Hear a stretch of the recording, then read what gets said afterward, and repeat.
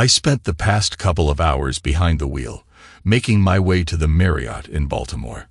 My plan was to surprise my wife, who's attending a conference there, by dropping in and taking her out to dinner. But let's be real, that's wishful thinking. Over the past 3 months, I've had this nagging suspicion that my wife might be having an affair with one of her coworkers. Every time she goes on a business trip, training, or conference, it feels like she's betraying our trust. Tonight, I'm determined to confront her and put an end to this uncertainty once and for all. Julia and I have been married for 14 years. We have 2 wonderful children, Diana, who's 12, and Darren, who's 10. Right now, they're staying with my mother. Julia and I tied the knot right after high school. We'd been high school sweethearts, dating for the last 2 years of school, and marriage seemed like the natural progression. Julia was always a radiant presence, with her long brown hair and slender frame, featuring strong, angular facial features. She never seemed to have an extra ounce of fat on her. Until about 3 months ago, I believed we had a rock-solid marriage. But lately there have been little things, subtle shifts in behavior that I couldn't quite put my finger on. I've hesitated to confront her about it, fearing I'd come off as paranoid or jealous. But with today's conference nearby, I see an opportunity to unexpectedly drop in and perhaps catch her in the act. Dragging my suit bag behind me, I head to the check-in counter, steeling myself for whatever I might discover. Hello, I'm James Murphy. My wife, Julia, is here for the insurance conference and is staying in room 214. She mentioned I could pick up a spare key here. After a quick check on the computer, the clerk handed over the key. Could I see some identification, please? Sure thing. It's good that you're being cautious, I replied, presenting my driver's license. My nerves were on edge as I made my way to the elevator. What would I do when I confronted her? What should I say? Should I knock or just barge in? Would she have the safety latch on? Would she be alone? Would she even be in the room? Walking down the hallway, I decided to simply insert the key and try the door. I'd have to play it by ear from there. I tried to move as quietly as possible. After unlocking the door, I cautiously pushed it open, only to find Julia sitting at a desk, engrossed in paperwork. She spun around with a gasp. James, you scared me. What are you doing here? Hey, honey, I had some free time and thought I'd surprise you with dinner, I explained. Fantastic. You're staying the night, right? I could really use the company, she exclaimed, planting a kiss on my lips. Well, it seemed my grand plan to catch her in the act was a complete failure. With a smile, she headed off to freshen up in the bathroom. Julia's toiletry case caught my eye on the dresser, and I decided to rummage through it for some aspirin to soothe my headache from the long drive. While I didn't find any pills, I stumbled upon something unexpected in the side pocket, a pack of 6 condoms. I sat on the bed, staring at them in my hand, my mind racing with questions and doubts. After our son Darren was born, Julia started taking birth control pills. Unfortunately, they made her nauseous, so we decided that I would undergo a vasectomy. Since then, we hadn't used any form of birth control. It was a relief not to worry about condoms or pills, but now finding those condoms in her toiletry case left me dumbfounded. I wasn't naive. I quickly concluded that my beloved wife was indeed cheating on me. I felt lost, unsure of what to do next. As I searched through her case, I found a couple of safety pins she kept for clothing emergencies. Taking one of the pins, I carefully punctured a hole through the center of each condom. I then replaced them exactly as I had found them. Julia was still in the shower, so I grabbed my cell phone and called a friend back home. Lester, it's James. I need a favor. No problem. What do you need? Wait about an hour, then call me on my cell and tell me there's been a pipe burst at the school and they need me urgently. Actually, just make the call and I'll handle the rest. Got it. I'll ring you around 7. Take care, buddy. With that, I hung up, feeling a mix of anxiety and determination about what lay ahead. I found myself grappling with the decision not to spend the night with my wife. Regret weighed heavily on me for what had already transpired, and I didn't want to compound it further. The drive home would give me time to gather my thoughts. Though I knew action was necessary, I was still unsure of what course to take. As Julia emerged from the shower, I battled the urge to confront her.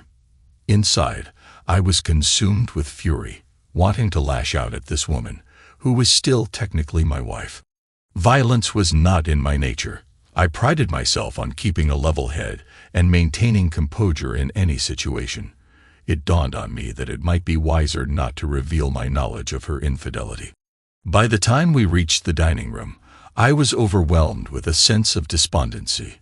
"You can order anything you like, dear. It's all on expenses," I offered. "I'm not very hungry, to be honest. I'll just have the small fillet," Julia replied. "That sounds good to me too. Shall we have a bottle of Rosa with that?" I suggested, motioning for the waiter.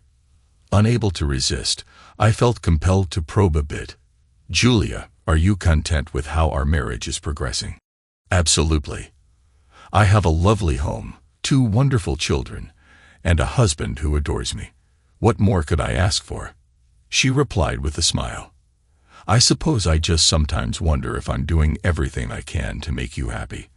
I feel incredibly fortunate to have such an amazing wife. Sometimes it feels surreal," I confessed, masking my inner turmoil behind a facade of admiration. "Oh, you silly goose. You drove all the way down here just to see me. Well, you really have nothing to worry about. I'm happy and content, and you're doing everything right. A woman couldn't ask for a better husband than you," Julia reassured me with a warm smile. As the waiter served our dinners, we engaged in light conversation throughout the meal, discussing trivial topics. Just as the plates were being cleared, my cell phone rang. Apologizing, I excused myself and stepped into the lobby to take the call, not wanting to disturb the other diners. After a brief wait, I returned to the table. "That was Lester. There's been a water pipe burst at the school. I really need to head back there as soon as possible. I'm sorry I have to cancel our plans for the night," I explained regretfully. A tinge of disappointment flickered across Julia's face, but I couldn't discern if it was genuine or not. It seemed inconsequential to her whether I stayed or left. Either way, she was going to get what she wanted. As we boarded the elevator, we ran into Bill Sanchez exiting. Bill was the business associate Julia often traveled with. "Hi, Julia. I stopped by the room to see if you wanted to grab some dinner," but there was no answer. "I see why now," Bill remarked, extending his hand. "Bill Sanchez, and you must be James. Julia talks about you all the time." "James came down for the night, but an emergency came up, and he has to head back," Julia explained smoothly. "Guess I'll be sleeping alone again tonight." It was excruciatingly difficult to maintain a pleasant facade while shaking hands and forcing a smile. As we ascended in the elevator, the nagging issue continued to gnaw at me, compelling me to broach the subject once more.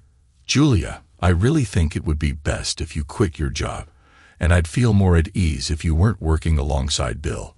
We've talked about this before, and it means a lot to me," I ventured, trying to keep my voice steady.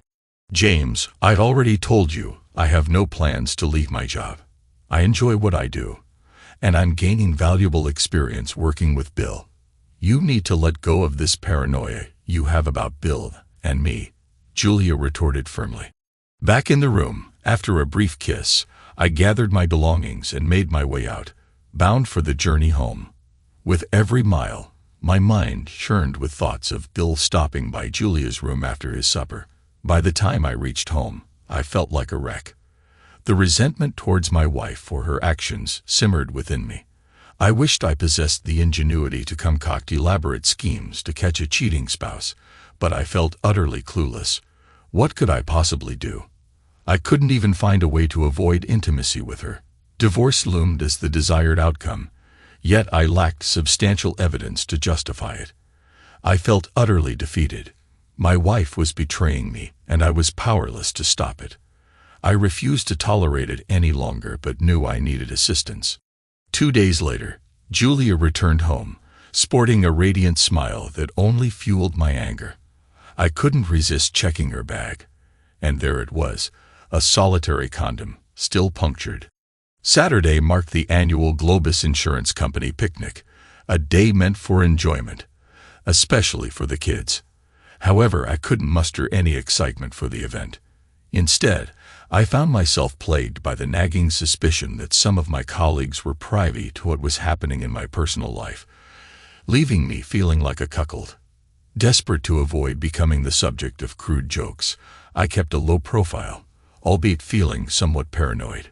Julia seemed to be relishing the social atmosphere, mingling effortlessly, particularly with Bill.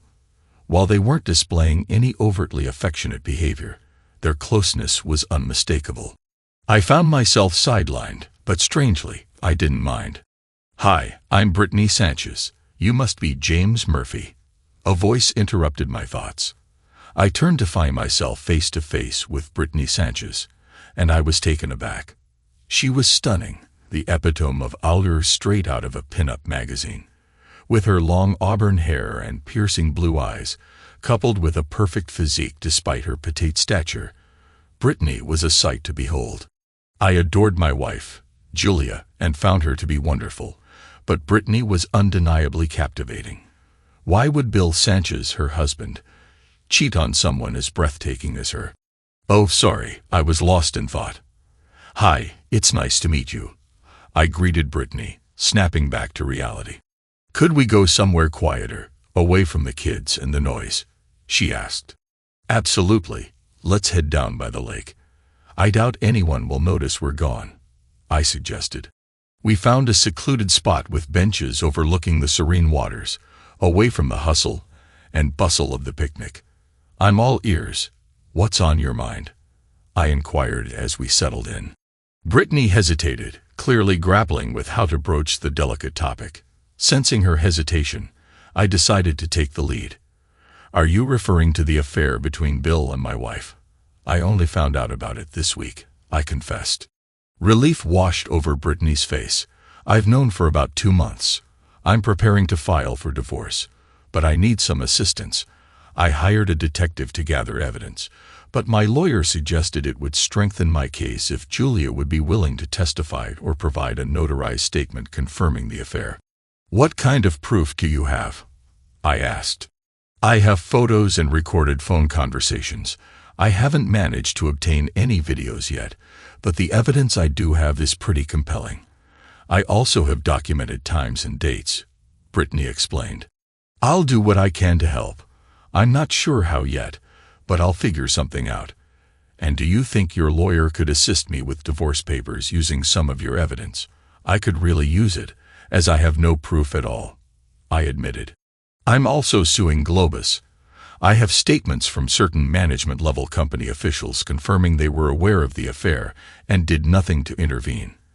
They'll have to make a choice, terminate both of them, or face a $1 million lawsuit," Brittany revealed. "Wow, that's impressive," I remarked, genuinely impressed by her determination. "Bill's playing golf tomorrow morning.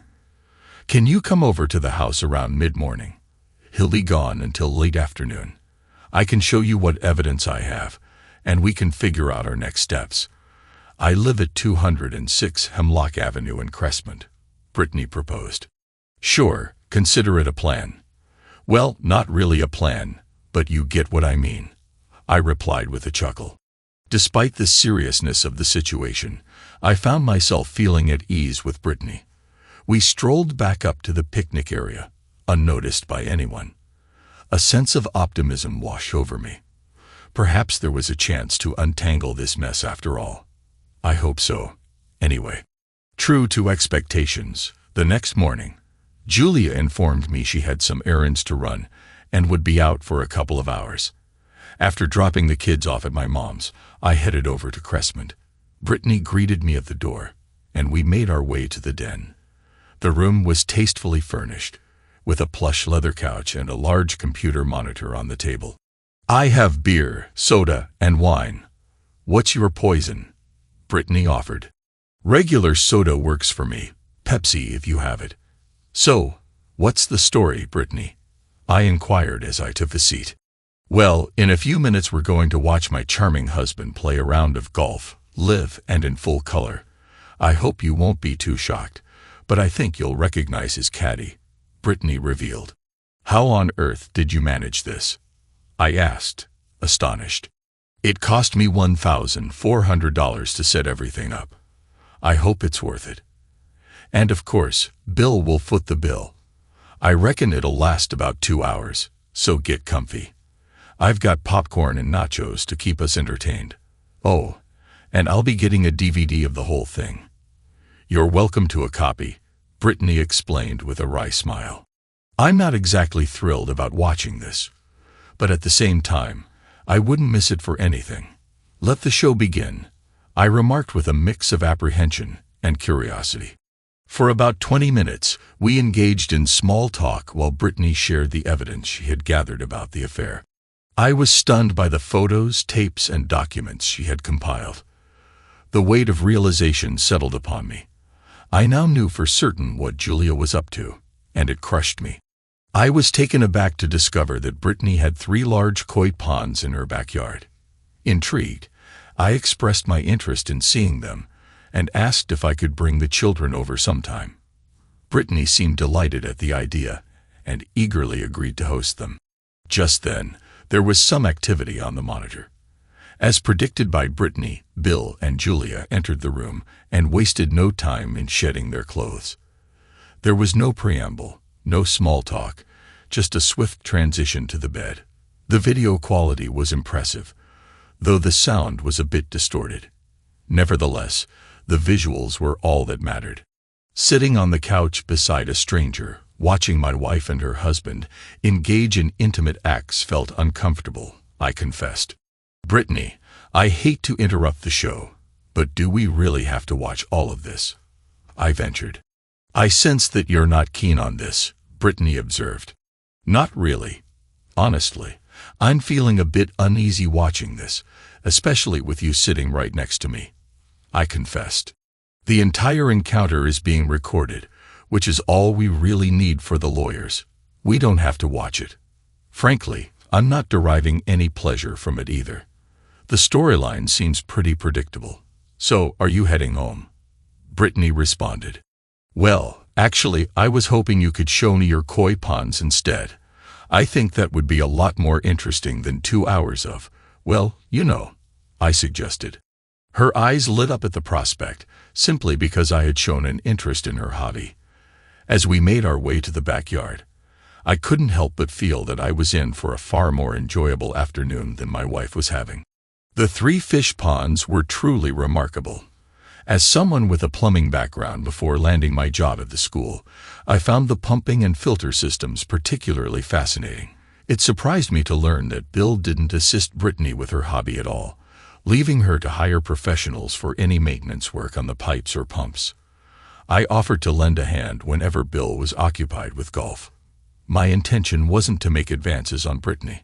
I genuinely wanted to delve deeper into the world of koi ponds, though spending time with her was an added bonus. Hours flew by as we immersed ourselves in the mesmerizing world of the fish ponds. Reluctantly, we returned to the house, only to find the motel room monitor empty. It was clear it was time for me to head home. Brittany assured me she'd give me a heads up whenever Bill had another golf game, so I could bring Diana and Darren along. The following weeks proved to be a challenge. Each time Julia took a shower, I found myself checking her bag. Without fail, I discovered a fresh supply of condoms. It baffled me when she found the time to use them all. I kept a safety pin on my keychain, ready to puncture them if need be. I anticipated Julia's sudden urge to visit her sister any day now. On evenings following Bill's golf games, the kids would excitedly recount their visit to the koi lady, but Julia never seemed interested. They'd proudly display their drawings of the fish and share the names they'd given each one. Yet she failed to connect Bill's wife to the koi lady. It was evident that she was relieved to have me keeping the kids occupied while she carried on with her infidelity. I made 2 more attempts to persuade her to quit her job and end her association with Bill, but both were met with the same resolute rejection, the second being particularly hostile. Additionally, I found myself making excuses to avoid intimacy with her, and in response, she hurled a few cutting remarks about my masculinity. While it stung, it only strengthened my resolve to continue my course of action. It was a Tuesday night when Julia dropped the bombshell. "James, I've been feeling really stressed out lately. I think I need to take a few days off from work and visit my sister for about a week. Would you be able to watch the kids while I take some time to unwind?" she asked. "Of course, honey. You've been putting in a lot of overtime and late nights. Taking a trip to your sister sounds like a great idea. It's much better than spending a year with a shrink. Go ahead and enjoy yourself. I'll take care of everything," I replied, masking the turmoil brewing within me. "I'm glad you understand. All this extra work has been for the good of the family, but I think I might have overdone it," Julia admitted. That night, sleep eluded me as I mulled over the tasks I had to tackle the next day. Yet I couldn't deny a sense of relief that this moment had finally arrived. Julia's sister, Zara, and her husband, Noor, lived about 3 hours away. Noor was an all-right guy, but he was completely submissive to Zora's wishes. When Zara said jump, Noor jumped. What intrigued me about the town where they resided was the presence of 2 abortion clinics. I had meticulously noted down the names, addresses, and hours of operation for both. Moreover, I familiarized myself with the terms of agreement required for service at each clinic. They both mandated a 2-day cooling-off period, meaning the soonest Julia could have a procedure scheduled was Friday if her first appointment was on Wednesday. I reasoned she would try to expedite the process to allow for a few days' recovery before returning home. This gave me roughly a day and a half to finalize my plans. It seemed manageable. Once Julia embarked on her supposed rest and recuperation trip, I wasted no time in putting my plans into action. It was difficult for me to admit to my parents that I had failed as a husband, but they were understanding and offered their unwavering support. The kids were enjoying their time with them, and my dad's truck would prove handy for moving Julia's belongings out. By Thursday morning, the lawyer had all the necessary paperwork ready for me to pick up. Likewise, Brittany had her documents prepared, intending to serve Bill simultaneously with my serving Julia. However, I couldn't shake the feeling that I owed Julia one last chance to make things right, though my hopes were dwindling. Dad and I busied ourselves packing Julia's belongings for the move. Thursday morning, after a 3-hour drive, I arrived at the first clinic, only to be met with disappointment. With one strikeout, I had one more clinic to try, the Family Planning Center. Summoning all the confidence I could muster, I approached the receptionist. "Hi, I'm James Murphy. My wife, Julia, mentioned I needed to come in and sign a consensual agreement form," I explained to the receptionist. "What kind of form?" she inquired.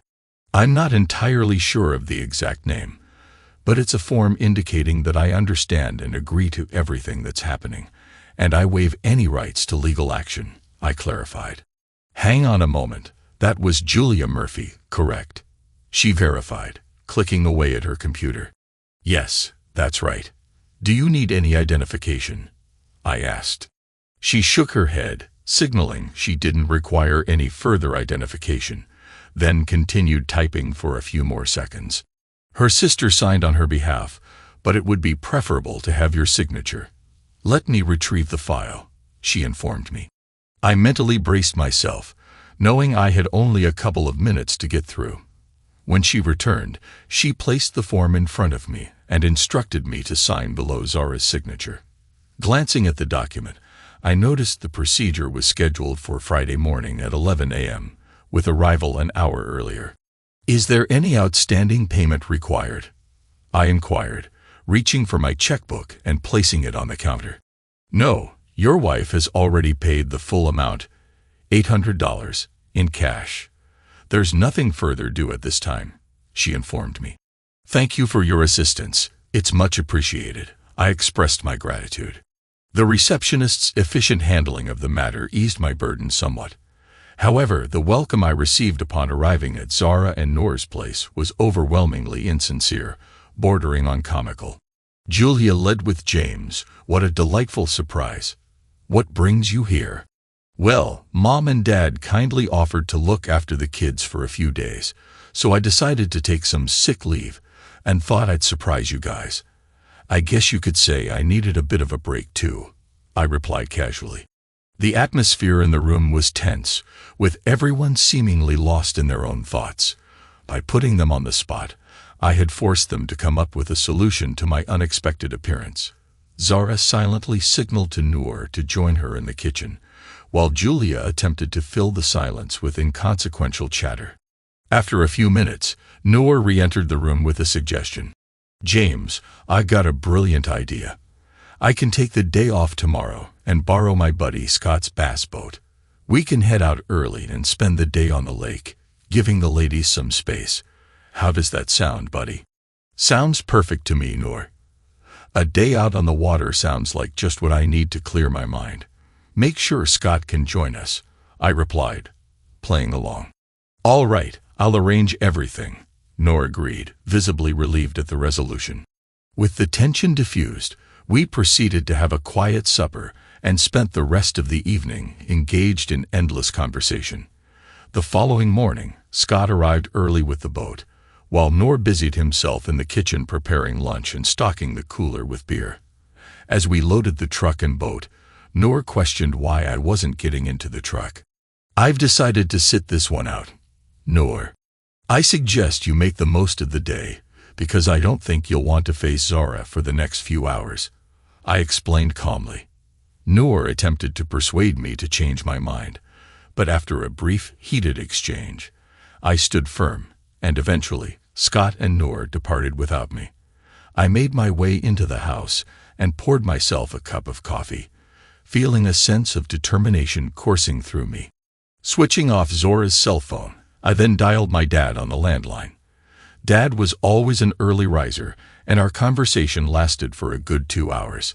Throughout our chat, the call waiting feature chimed in repeatedly, indicating Noor's persistent attempts to reach Zara, which ultimately went unanswered. As I heard Zara and Julia stirring, I bid farewell to my father and prepared myself for the impending confrontation. Clearing the missed calls from the landline, I switched Zora's cell phone back on. With less than 2 hours until Julia and Zora's appointment at the family planning center, I braced myself to face the wrath of 2 furious women. Finishing my coffee, I brewed another pot, this time for my beloved wife and her sister. James, what on earth are you doing here? Julia exclaimed, shock evident in her voice. I just wasn't feeling up for fishing, so I thought I'd stick around with you guys today. I figured we could go out for a nice lunch together. I have to head back tonight, so I didn't fancy spending the day on a boat with Noor and Scott, I explained casually. Julia's expression turned stern. No, that won't work. Zara and I have plans for today. We'd rather go alone. I can hang out with you anytime, but I only get to see Zara a couple of times a year. You're going to be here all week, Julia. I think you can spare me at least half a day, considering I drove all the way down here. Zara grabbed her cell phone and stormed out of the room, dialing on the go. Meanwhile, Julia slumped in her kitchen chair, looking utterly deflated as if she'd been hit by a truck. From the kitchen, we could hear Zara berating Noor over the phone, as if he'd committed a grave offense. I couldn't help but feel a pang of sympathy for the poor guy. But then again, he did marry her. James, I don't want to be rude about this, but Zara and I really don't want you joining us today. We got our entire day planned out, and frankly, it doesn't involve you, Julia explained, her tone weary. All right, tell me what you've got lined up for today, and I'll decide. If it doesn't appeal to me, I'll find something else to keep myself occupied. But I still don't quite understand. You've got the whole week here, while I only have today. You're not meeting up with a couple of guys, are you? I teased, trying to lighten the mood. No, for heaven's sake, we're not meeting any guys.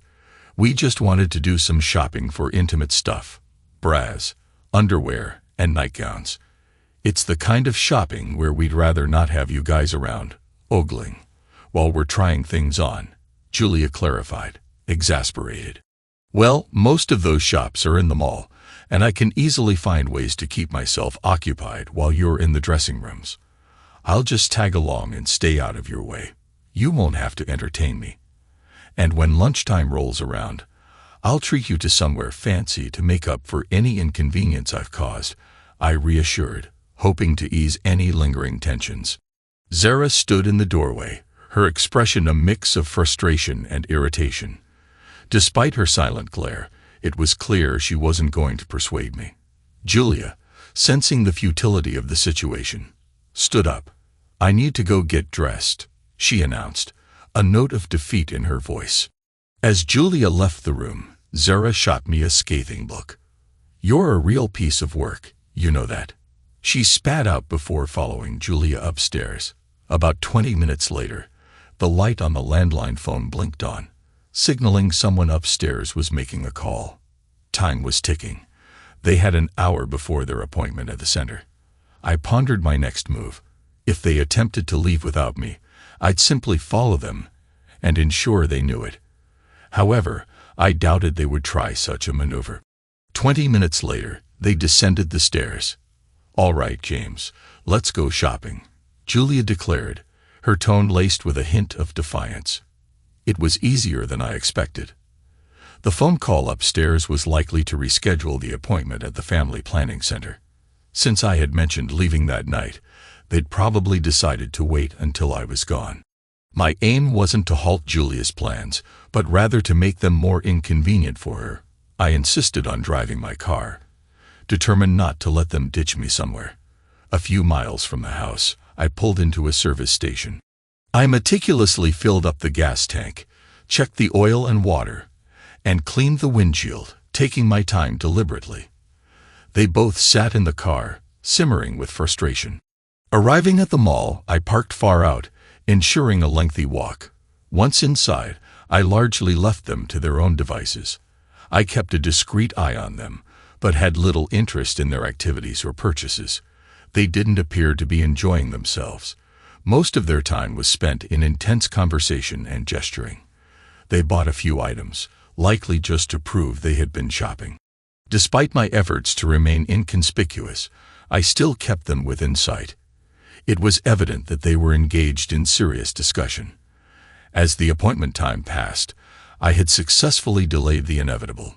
I knew Julia would still proceed with the procedure, so I had no intention of further interference. Around noon, we reconvened at the mall's central court as agreed. We headed to the Olive Garden for lunch and returned home around 2 p.m. Conversation during lunch and the drive was minimal. Throughout, I couldn't help but smile to myself, knowing that these two women were seething with animosity towards me. And I relished the feeling. Back at the house, I grabbed a beer and relaxed on the sofa. Noor eventually arrived home, only to endure a 30-minute verbal lashing from Zara. He quickly slipped out, disappearing for a couple of hours before returning in time for supper.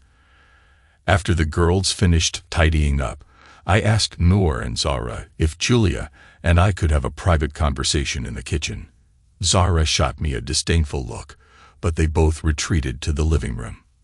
Julia was visibly still upset with me, her demeanor tense as she braced herself for our conversation. Julia, I need to ask you once more. Will you please consider quitting your job and ending your association with Bill Sanchez? I spoke calmly, trying to maintain composure despite the tension in the room. Her jaw clenched tightly, betraying her simmering frustration. I've told you before, James, I'm not quitting my job, and I'm not cutting ties with Bill. That's final. If you can't accept that, then we have nothing more to discuss.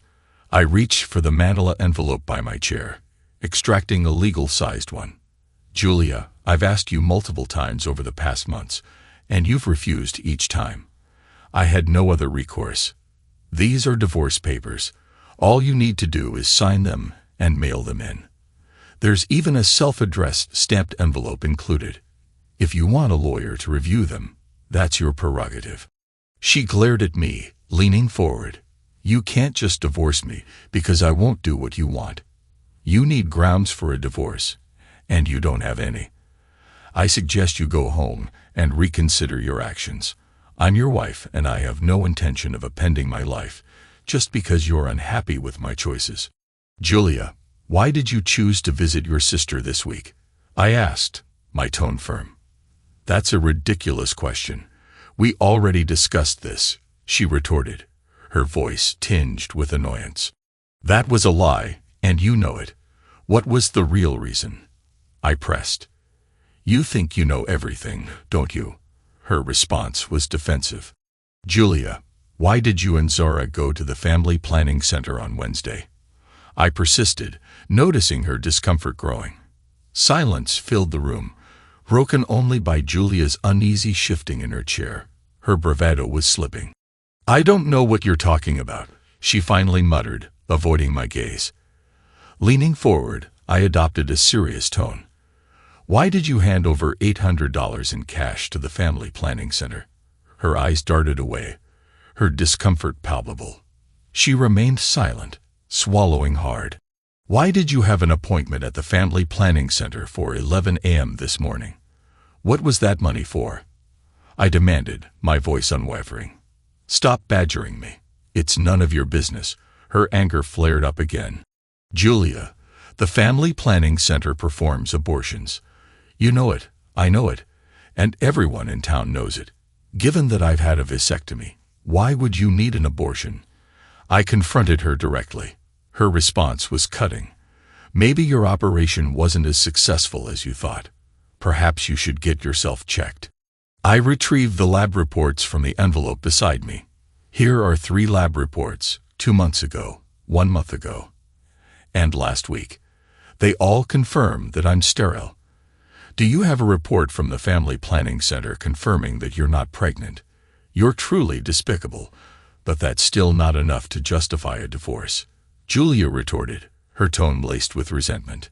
Why won't you just admit that you've been having an affair with Bill Sanchez for the past 6 months? We both know the truth, yet you refuse to acknowledge it, I challenged. You have no evidence whatsoever that I've been involved with anyone else. I don't want to sit here and listen to your baseless accusations, she fired back defensively. So nothing happened between you and Bill Sanchez, I pressed. Absolutely not. I'm your wife, and I've been faithful to you, she asserted firmly. Then how did you become pregnant? I asked pointedly. As I placed the stack of photos on the table, Julia erupted in anger. Stop it. Just stop it. All right, fine. I get it. You've been spying on me like some sneaky, perverted creep. If you knew something was going on, why didn't you confront me like a man? Instead, you resort to this cowardly behavior. Your pathetic actions make me sick. As my cell phone rang, I answered, Hi, Dad. Okay, 10 minutes works. Thanks for letting me know. Hanging up, Julia interrupted. What was that about? Dad's bringing your belongings here to Zara's place. He'll be here in about 10 minutes. The locks on our house have been changed.